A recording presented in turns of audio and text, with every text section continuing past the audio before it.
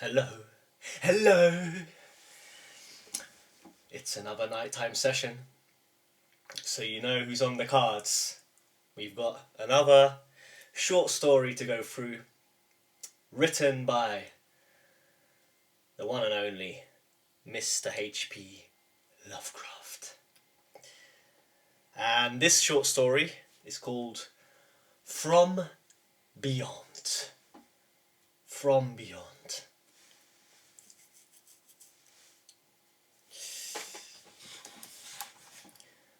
Horrible beyond conception was the change which had taken place in my best friend Crawford Tillinghast.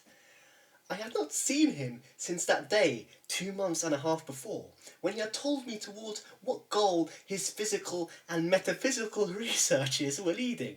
When he had answered my awed and almost frightened remonstrances by driving me from his laboratory and his house in a burst of fanatical rage.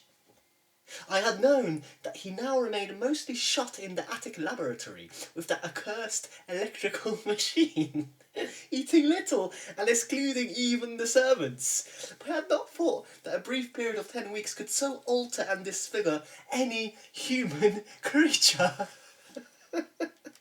It's not pleasant to see a stout man suddenly grown thin, and it's even worse when the baggy skin becomes yellowed or greyed, the eyes sunken, circled, and uncannily glowing, the forehead veined and corrugated, and the hands tremulous and twitching.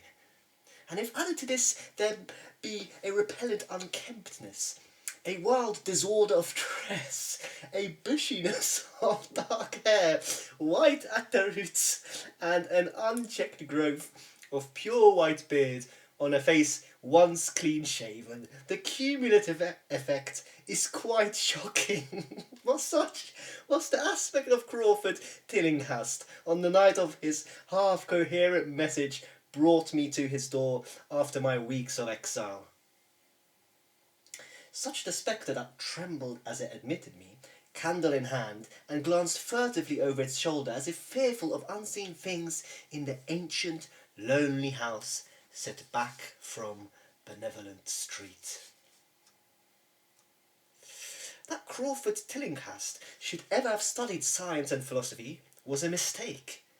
These things should be left to the frigid and impersonal investigator, for they offer two equally tragic alternatives to the man of feeling and action: despair if he fail in his quest, and terrors unutterable and unimaginable if he succeed.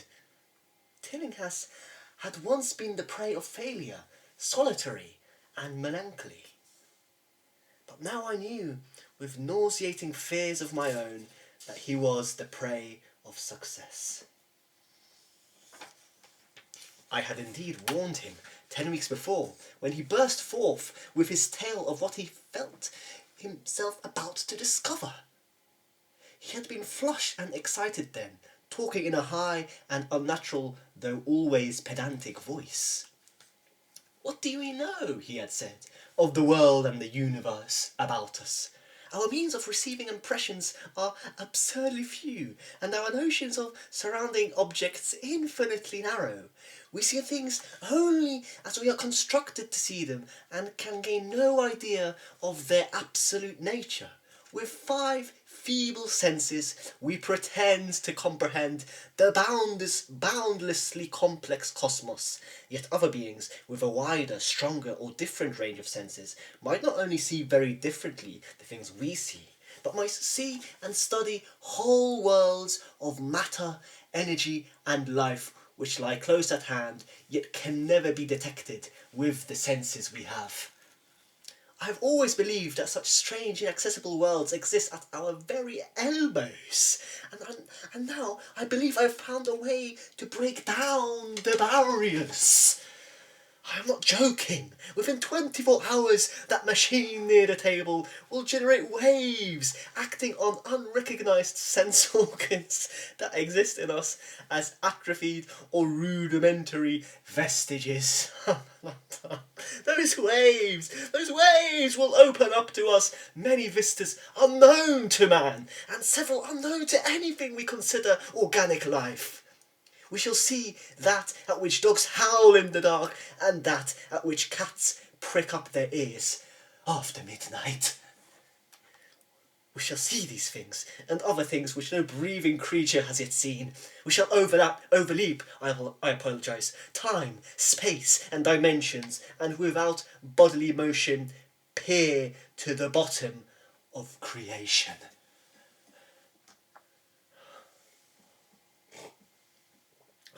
When Tillinghast said these things, I remonstrated, for I knew him well enough to be frightened rather than amused.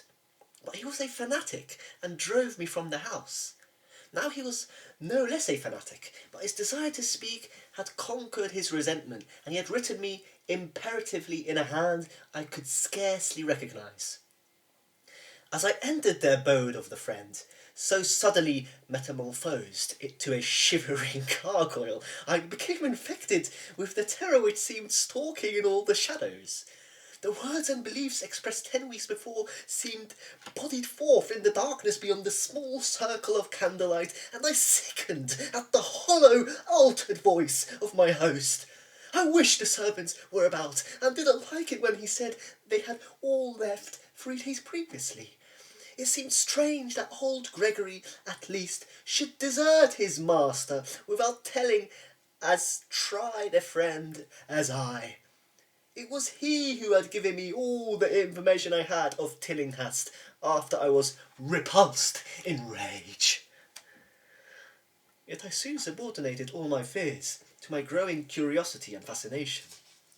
Just what Crawford Tillinghast now wished of me I could only guess, but that he had some stupendous secret or discovery to impart, I could not doubt.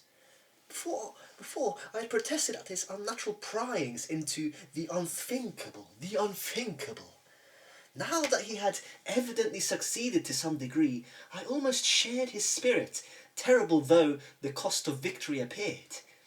Up through the dark emptiness of the house, I followed the bobbing candle in the hand of this shaking parody on man.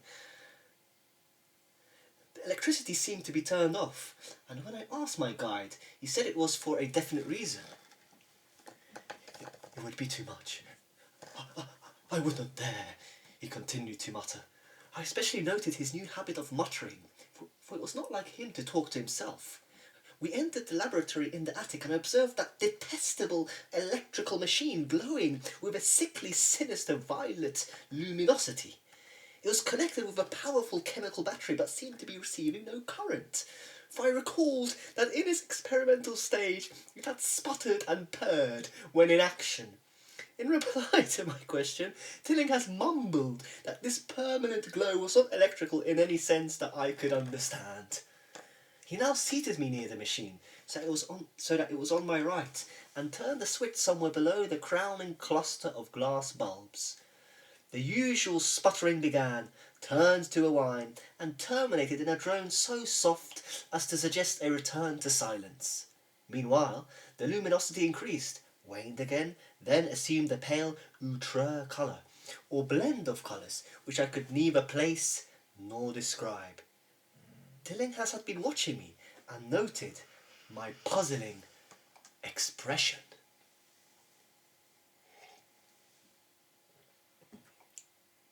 Do you know what that is? He whispered. That is ultraviolet. He chuckled oddly at my surprise. He thought ultraviolet was invisible, and so it is, but you can see that and many other invisible things. Now, listen to me. Listen to me. The waves from that thing are waking 1,000 sleeping senses in us. Senses which we inherit from eons of evolution, from the state of detached electrons to the state of organic humanity. I have seen truth. and I intend to show it to you. Do you wonder how it will seem? I will tell you. Here, Tillinghast seated himself directly opposite me, blowing out his candles and staring hideously into my eyes. Your existing sense organs, ears first, I think, will pick up many of the impressions, for they are closely connected with the dormant organs. There will be others. You have heard of the pineal gland? I'm done. I laugh at the shallow endocrinologist, fellow Dew and fellow Partheny of the Freudian. That gland is the great sense organ of organs. I have found out! René Descartes! It is like sight in the end and transmits visual pictures to the brain. If you are normal, that is the way you ought to get most of it. I mean, get most of the evidence from beyond. I look about the immense attic room with the sloping south wall, dimly lit by rays which the everyday eye cannot see. The far corners were all shadows, and the whole place took on a hazy unreality which obscured its nature and invited the imagination to symbolism and phantasm. Phantasm. During the interval that Tillinghast was silent, and I fancied myself in some vast and incredible temple of long-dead gods. Some vague edifice of innumerable black stone columns reaching up from a floor of damp slabs to a cloudy height beyond the range of my vision. The picture was very vivid for a while, but gradually gave way to a more horrible conception, that of utter, absolute solitude in infinite, sightless, soundless space. There seemed to be a void, and nothing more, and I felt a childish fear which prompted me to draw from my hip pocket the revolver I always carried after dark since the night I was held up in East Providence. Then, from the farthermost regions of remoteness, the sound softly glided into existence. It was infinitely faint, subtly vibrant, and unmistakably musical, but held a quality of surpassing wildness which made its impact feel like a delicate torture of the whole body. I felt sensations like those one feels when accidentally scratching ground glass. Simultaneously there developed something like a cold draught, which apparently swept past me from the direction of the distant sound.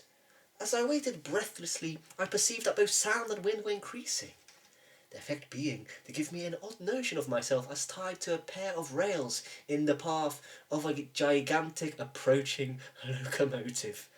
I began to speak to Tillinghast, and as I did so, all the unusual impressions abruptly vanished.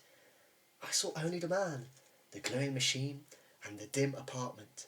Tillinghast was grinning repulsively at the revolver which I had almost unconsciously drawn, but from his expression I was sure he had seen and heard as much as I, if not a great deal more. I whispered what I had experienced, and he bade me to remain as quiet and receptive as possible. "Don't move," he cautioned, "for in these rays we are able to be seen as well as to see. I told you the servants left, but I didn't tell you how. It was that thick-witted housekeeper. She turned on the lights downstairs after I had warned her not to, and the wires picked up sympathetic vibrations. It must have been frightful. I could hear the screams up here in spite of all I was seeing and hearing from another direction, and later it was rather awful to find those empty heaps of clothes around the house. Mrs. Updike's clothes were close to the front hall switch. That's how I know she did it. It got them all. But so long as we don't move, we're fairly safe. Remember, we're dealing with a hideous world in which we are practically helpless. Keep still. Keep still."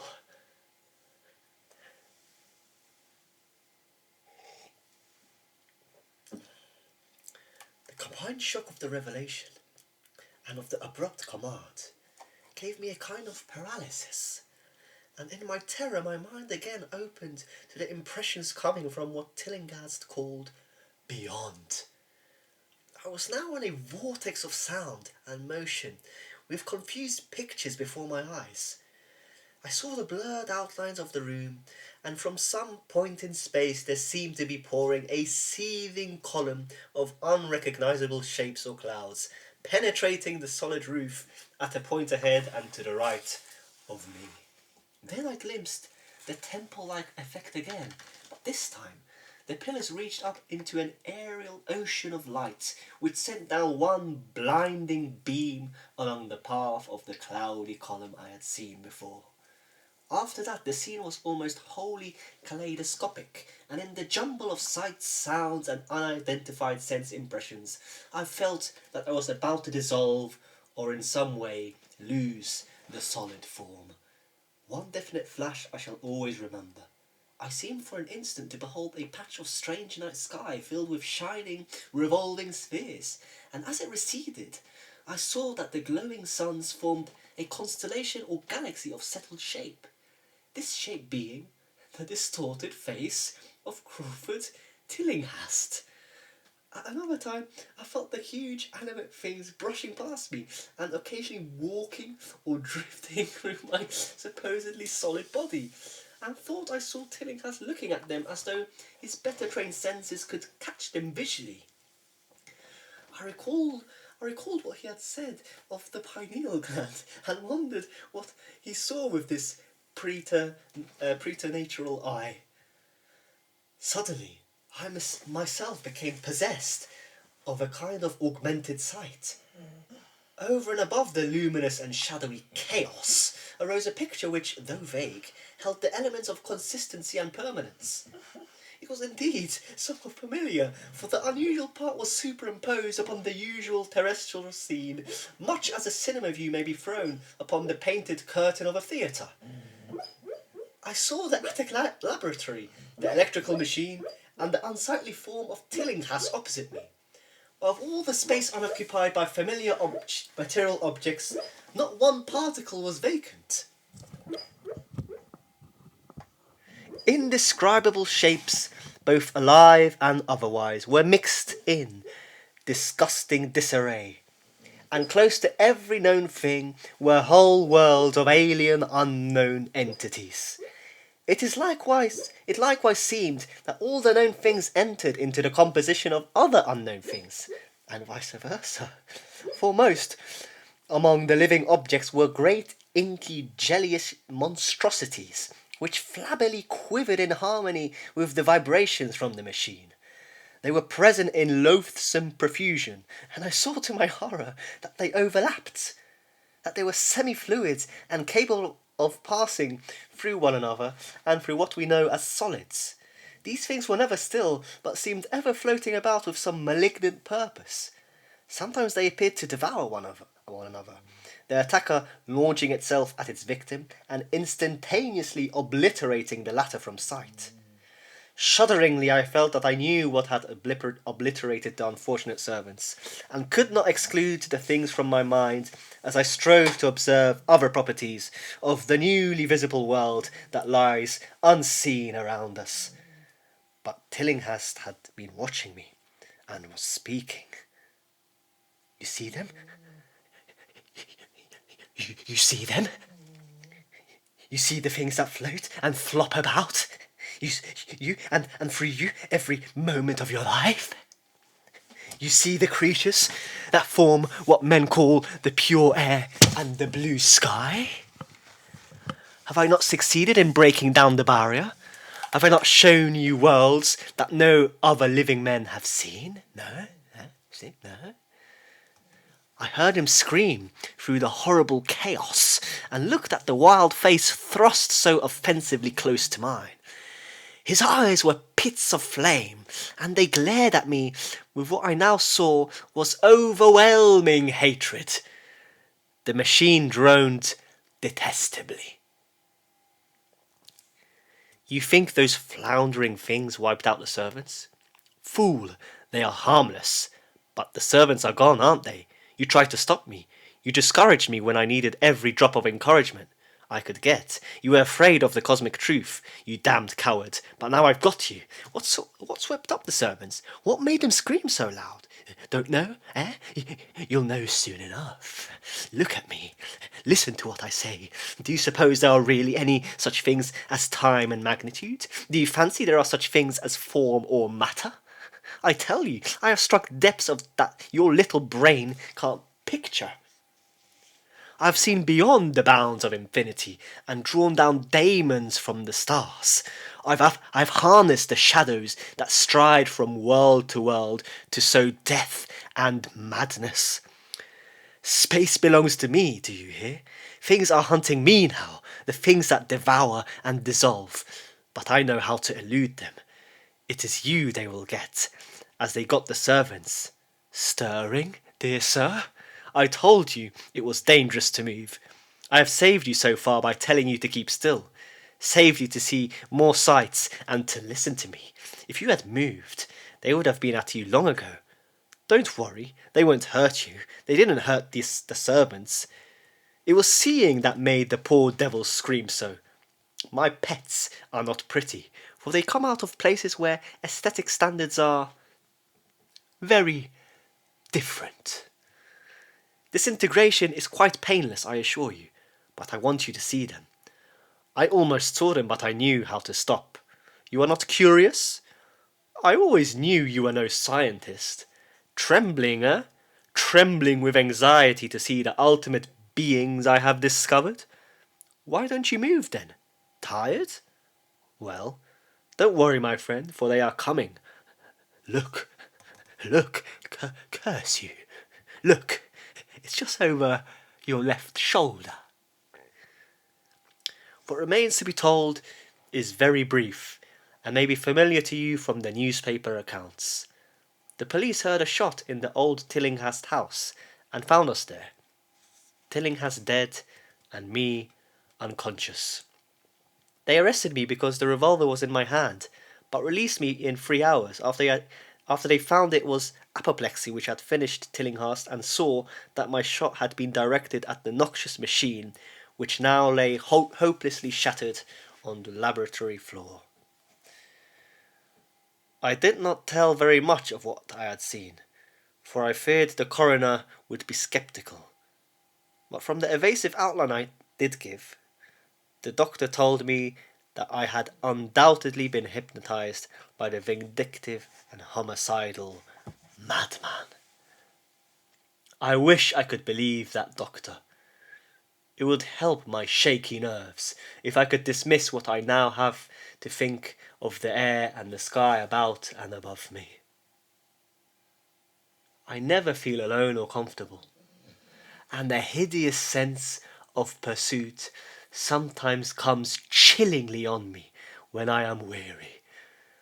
What prevents me from believing the doctor is this one simple fact, that the police never found the bodies of those servants whom they say Crawford Tillinghast murdered.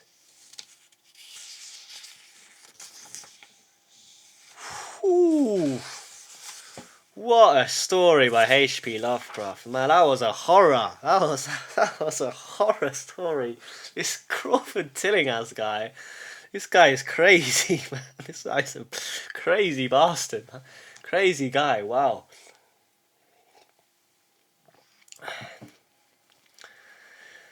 Ooh, a lot of thoughts popped up into my mind. So one is about the pineal gland, yes? So it's true that the pineal gland is the source of extrasensory perception. And this is true. Descartes was talking about this centuries ago.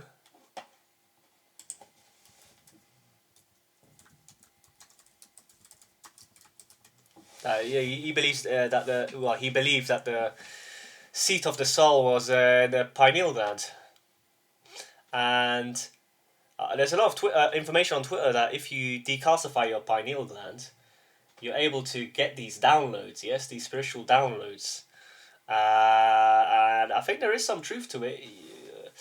The pineal gland is targeted, yes, by what we drink and the food we eat, yes. Because all these foods and the water, they calcify the pineal gland,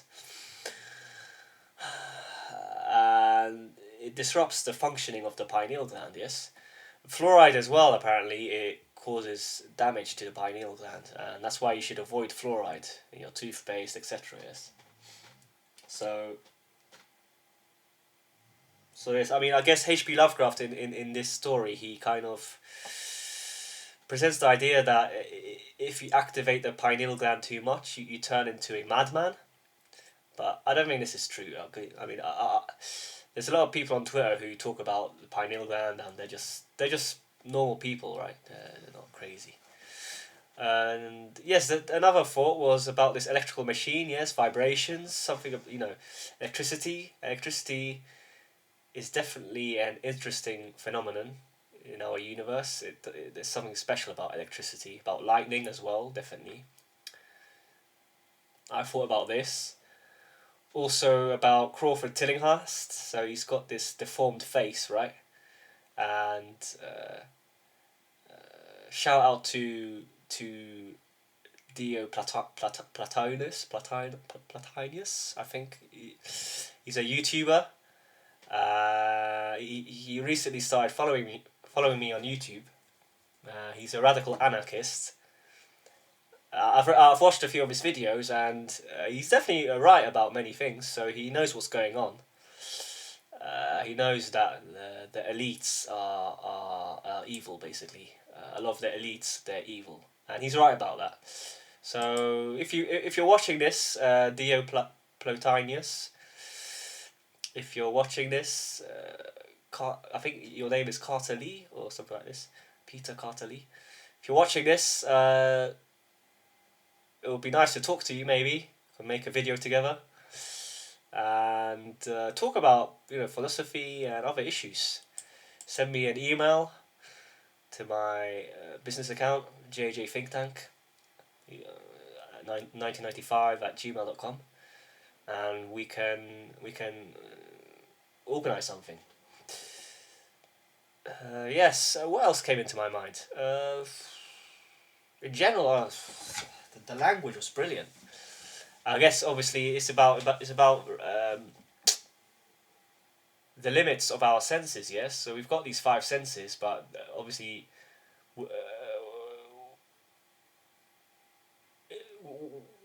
we can't perceive and sense everything in the universe, right? If we did, we would go mad. We would be mad. We wouldn't be able to deal with the amount of information, and with the horror, the abyss, and everything. We wouldn't be able to deal with it. It's probably in our best interest that it's like this. Yes, God thought about us. God thought about humans, and He knew that God knew in His wisdom and His all-knowing nature that if He created humans with more sensory abilities, they would go a bit mad. Yes. So perhaps it's good that we have these limitations. Yes. I mean, that's an argument you could make. But yes, that's the end of my video for today. Well, tonight. Yes, it's night time now, and I hope you enjoyed my rendition of that story, my recitation of that brilliant Lovecraft story. Lovecraft story called, what was it called again? From the Beyond, right?